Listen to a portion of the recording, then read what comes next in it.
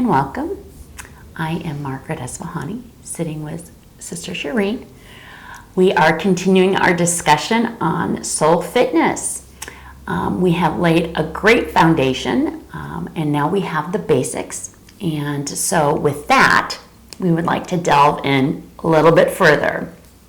Welcome, Sister Shireen. How are you? Good, Margaret. Good to be here with you. Great. So, like I said, we've laid the foundation. So what is the first step for soul fitness? In the last episode, we were talking about how we are all bought into this outside-in worldview. Correct. The outside-in worldview is that whatever I need is outside, or whatever I need, a spiritual experience, let's say I just fix the outside, and then everything will be okay inside. And so the first step is accepting that that inside is good.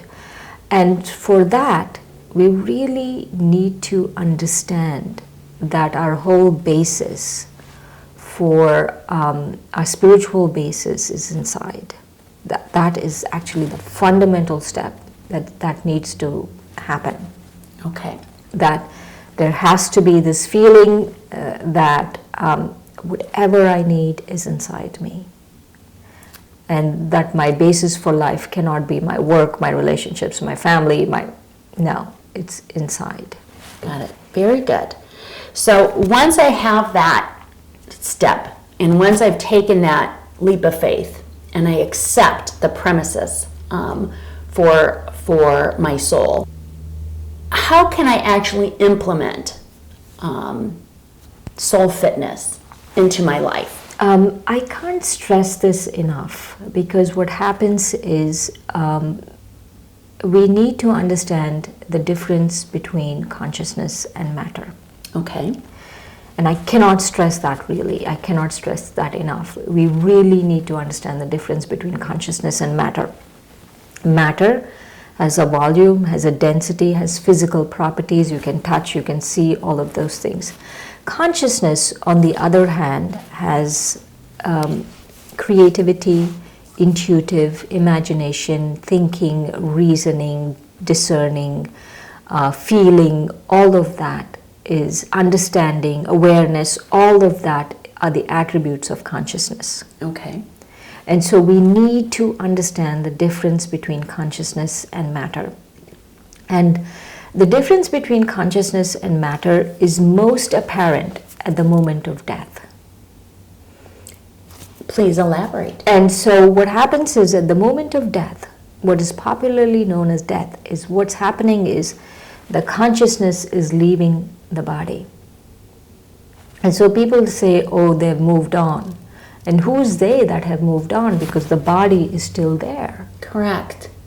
Is the soul, is consciousness, that intuitive imagination, thinking, feeling, being, awareness being, understanding being has moved on. Yes. And so that being doesn't have a volume, a density, a shape, a form, physical shape, physical form. It doesn't have all of those things. Correct. And so it's really important we understand that. It's really important that that there's consciousness and I'm consciousness, and the body is matter. Very good. So when I think of, for example, my soul, so it is a non-tangible entity. Right. It is just an essence, if you will. Is that a fair? Yes, it is an essence. Okay, and the essence.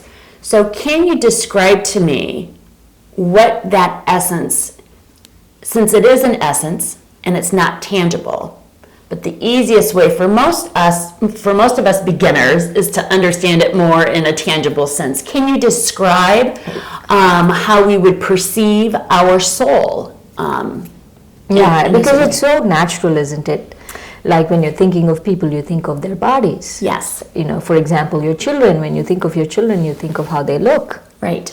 Right? Yeah, the color of their hair. Yes, exactly. Right.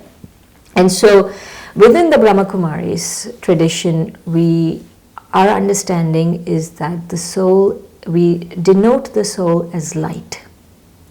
And we say the soul is a point of light. And the reason why we say the soul is a point of light, and actually historically, many spiritual traditions throughout the world have denoted the soul as light. It's not just, Yes. it's not just unique to the Brahma Kumaris, many have said it. And we say that it's a point of light because a point doesn't have dimensions. And so when we think of ourselves as souls, we think of ourselves as beings of light, luminous points of light. It sounds very beautiful. Yes. And very uplifting. And the fact that it's light. And so we may all have a little bit different perspective of what light looks like. So can you give me a little bit more information about, is it in our heart? Is it in our mind? Is it in my fingers? Where would I find my soul? Right. No, actually, let's make one thing very clear. It's not your soul. You are the soul. So repeat that again for me. It's not your soul. You are the soul. So I am. Yes, you are the soul. And that is a big difference. And I want to stress this to our viewers and to you. This is very, very important. This is the basis for soul fitness. And the basis of a soul fitness is I am a spiritual being having a human experience. It's not that as a body, I have a heart, I have a mind, I have this, I have that. That's what we normally think. Correct. But I am a spiritual being having a human experience. It's not I'm a bunch of things put together and you call me a soul. No. Or you call me a body and then the body holds a soul and the body holds a heart and the body holds a mind. No, I am a soul. So when I am that consciousness. I am that thinking, feeling being. Excellent. So I want to take it one step further, if this is okay, to help me understand. So when I am focusing on strengthening my soul, Strengthening me, the soul. me the soul, Yes. I the soul. Yes. How do I arrive at that? So I am going to. Should we do one? That right sounds now? terrific. Let's do a brief 2-minute, maybe even a minute. And so the first thing that we all have to do is take a minute. We are hydroplaning through life. We're going so fast, we don't have time to think. So just take a minute. I'm guessing if you're watching this, you are taking some time, and that's wonderful. So take a minute and just accept that I am a spiritual being. And as spiritual being, I'm light. I'm a point of light. Just see a point of light. See yourself as light, and that I am light. And as light, I have awareness, I have understanding, and that light is me, the thinking, feeling being. That light is me. That is wonderful. So should I answer this question now? Where am I in your fingers, in your heart? Yes. So within the Brahma Kumaris, our understanding is that the soul is located inside, at the base of our brain, at this point inside. Okay. And the reason why we say the soul is located there is our understanding is that the soul is like the driver of this vehicle. Yes. And just like a driver in a car sits behind the front windows, Yes. and these are the windows to the soul. Okay. And so we sit behind these windows and we look out. That's an excellent analogy. And so I'm going to look at myself as a soul, as a point of light. And we're seated right here. This is our seat. And also the other reason why we say we are seated right here is because our main controls, the brain, which is not part of the soul, the brain is part of the body, it's physical and it's part of the body. Correct. The brain, everything is right here. Eyes, all our functions, everything is right here. Very good.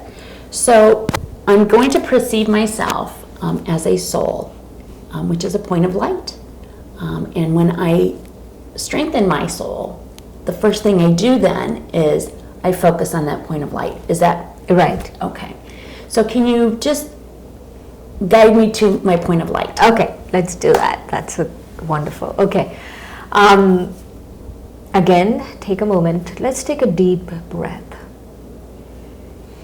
and relax. And just relax your shoulders, everything, just relax. And go within. Focus your attention inside. And go within this region right here. You know, in your mind's eye, see this area.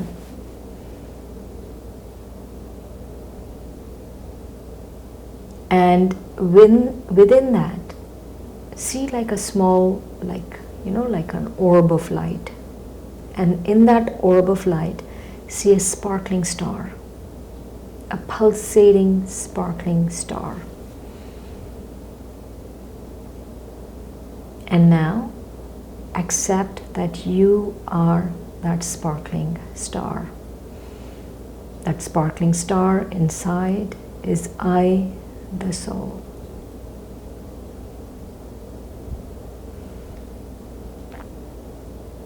I am that spiritual being, and this is my human body. And as a spiritual being, I'm having a human experience. And I, the soul, that star, this light, this luminous light, has awareness, understanding. I, the soul, am the thinking, feeling being in this body.